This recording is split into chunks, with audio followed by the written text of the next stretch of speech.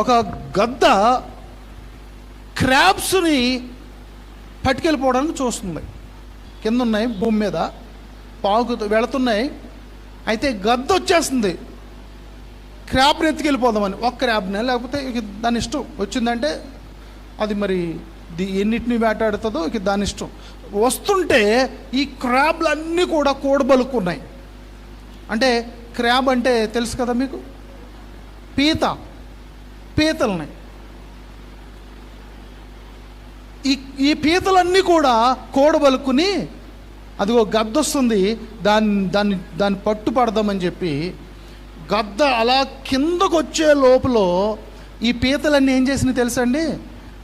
గద్ద ఈకలన్నిటినీ కట్ చేసేసినాయి. దానికి పళ్ళు ఉంటాయి కదా, ఆ పళ్ళుతో ఈకలన్నిటినీ కట్ చేసింది. అన్నీ కలిపి పట్టేసి గద్దను పట్టేసి కట్ చేసిన తర్వాత ఏమండి, అంత భయంకరమైన గద్ద, అంత తెలివైన గద్ద, అంత చురుకైన గద్ద ఏమైపోయింది తెలుసండి?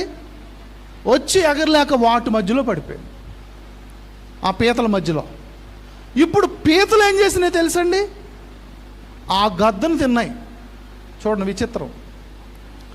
ఐకమత్యంలో ఎంత బలం ఉందో చూసారా?